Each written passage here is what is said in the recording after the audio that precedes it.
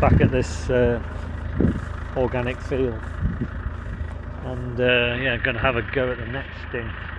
Don't know, I assume this pit here holds water in the winter, but I'm just going to try and take it back so it's not protruding into the field. Really, that tree wants to go, but I won't be able to top it, it's a bit too big, and then some of these willows want hacking back. But yeah, for now I'm just going to top it as far back as I can get, see what I find, and then I'm probably going to go over to the other side and have a go along there.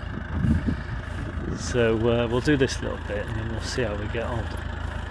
Yeah, I could do with the other tractor and a chain really to yank some of these saplings out before they get too big.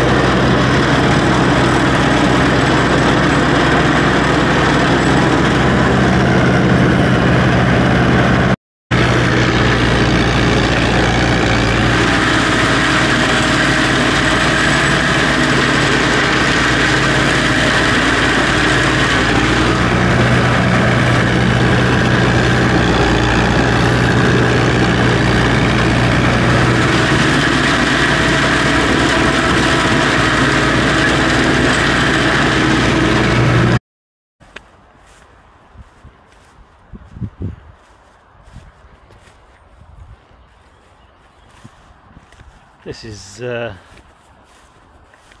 some first cut that I'm desperate to get cut, and if you look, it's gone flat. This is what I've cut on the Helland a couple of weeks ago, and this is like, you know, halfway ready to cut again. So it's looking like, you know, I'm going to end up mowing. I'm just going to have to mow in the headland as well. Second cut. It's just really frustrating not being able to get this first cut off. And what's even more frustrating is we haven't been getting all the rain that we've been forecasted. And there has been people that have been making hay. So like yesterday there was quite a bit of hay baled around here. But when it was mowed, if you'd have mowed it then looking at the forecast, you'd have been, well, some people would say you'd have been mad because it was forecast showers almost every day. But we just never really got them. And I was tempted to mow a couple of days ago. I thought, well, if you aim for 2 dry days, sort of 3 or 4 days away, doesn't matter if it rains the day you mow it, because chances are we won't get the rain anyway. But yeah, I was tempted to mow some yesterday. We have actually had a lot of rain this morning, so I'm sort of glad I didn't in a way. But this just wants to be made into, well, hay or haylage. But yeah, I wanted to really just sell this first cut, get it gone, and then, but what I'm after really is the second cut, but it's getting so late now, there's not going to be much of a second cut. It's sort of regrowing through the first cut. So yeah, I don't know, it gets you down, doesn't it? I'm sure everyone's in the same boat. Well, a lot of people are. Where I've cracked on and just mowed and made a mess, I don't really regret doing what I did. I hate this situation where I don't like normally cutting the headlands of a field and then leaving the middle, because I hate end up having with different stages of growth across your field, but so I don't ever normally do it. But I just had to stop mowing this field because of, well, you saw the mess we were making up in the corner, and it would have just, the whole field would have needed ploughing. So don't really regret what I did, but it's frustrating all the same. Anyway, there's 2 dry days in the forecast, so if it's nice this afternoon I might mow it tomorrow, I don't know. It's getting to the point where I just am going to mow it. I can't. I'm not waiting for a dry week because I just don't think it's going to come in the forecast. So there we are. Frustrating. Well, I just got back from picking a load of stuff up from farm sale. This feeder's not actually too bad. The tray's a bit rusty, but there's no big holes in it. In fact, I don't think there's any holes in it. And the frame's pretty good. The legs are pretty straight. I think that was quite good. This one, on the other hand, I should have probably studied the photo a bit closer. Probably just wants scrapping, but the tray is alright, and that's the main thing I need in my calf shed. So what I might do is just cut all the sharp and pointy bits off, but leave the rails so that it's sort of a barrier to stop the calves jumping out, and just use it as a bit more feed trough space for me bigger groups of calves. So yeah, I'll do something with it. And then I've got two really heavy duty 15-foot gates. One of them is a bit bent, although I think I could probably straighten that out, but the one on the bottom is dead straight. So my plan is the gate that's in that shed that got bent a couple of weeks back, it was in one of my videos, it's so flimsy now you only have to lean on it and it's like it's crumpling. So my plan is to replace it with one of these, or maybe even replace both of them, because these are both better gates. But I've probably got to cut them down because I think I need like a 14.5-foot gate rather than a 15-foot gate. So I've just got to cut the end off and shorten them a bit, which is easy enough. But yeah, I'm quite pleased with them. They were quite good value. I got a load of troughs, this being probably the best one. The other two are in the back of the Land Rover, but which are no better than scrapping. They weren't so good a buy, but that's the problem when if you haven't got time to go to these sales and you end up bidding online, you really can, you really can buy things and pay too much for things. But overall, I'm quite happy with what I got, and I've got a load of scraper bar channel. It just looked like it was channel to me, but I couldn't tell how big it was, so it's way smaller than I thought it was, but I still think it would be useful. It's quite solid channel. There's a load more of it on this trailer still. I haven't taken off yet. So I'll do something with it. It'd be dead handy to make stuff with. I could make some really flipping heavy 10-foot gates if I wanted. But yeah, that's today's hoard. And I bought some 15-foot cattle barriers, like feed barriers, home as well, which I bought from a sale months ago. This morning, finally been and picked them up, so I've got to think of a plan, something to do with them. So anyway.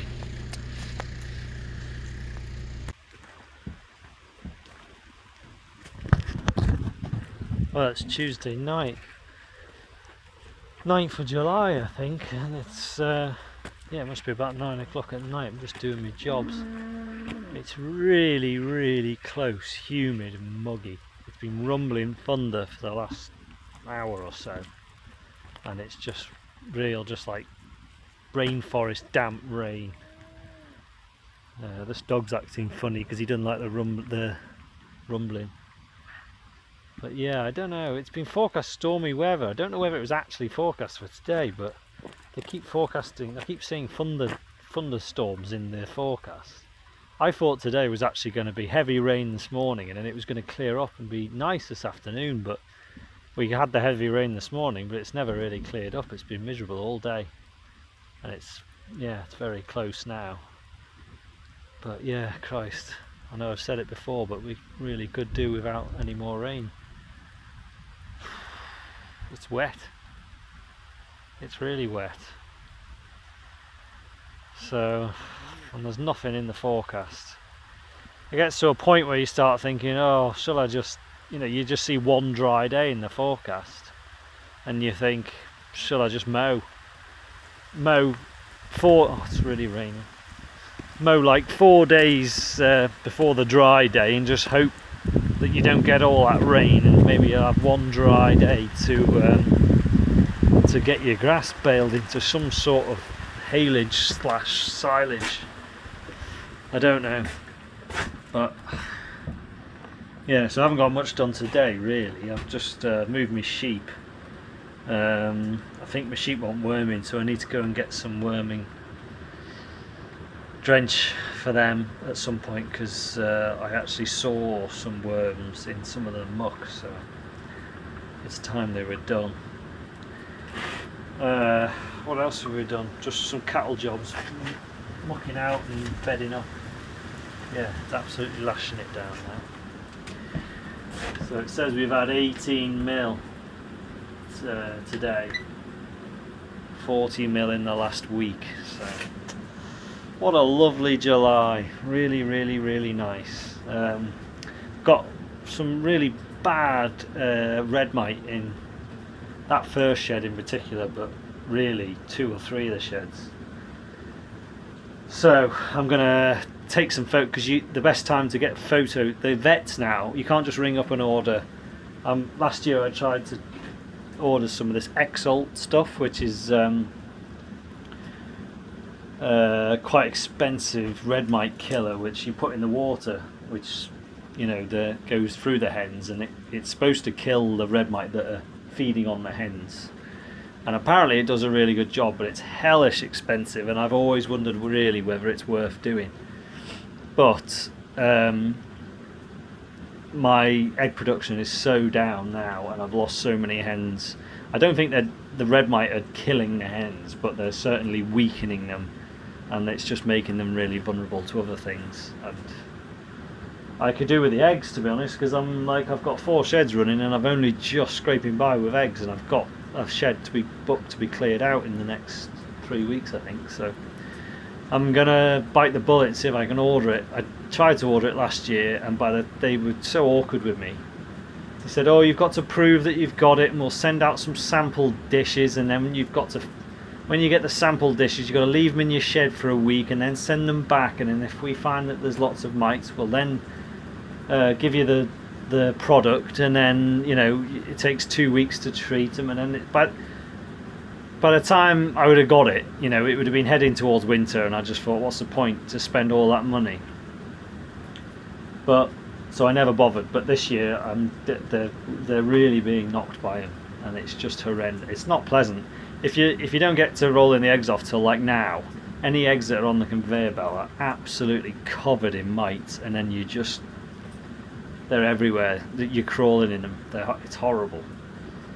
So yeah, that's what I'm going to take some photos now when I roll my eggs off, just as proof, and then see how I get on, ring them up in the morning and see if I can get some ordered.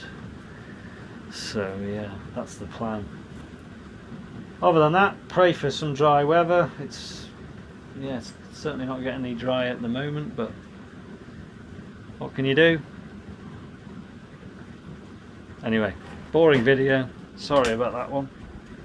There's just really nothing to get excited about that's going on, unless you're really into rainforest like weather, in which case we're having a right laugh. So yeah. Anyway, thanks for watching.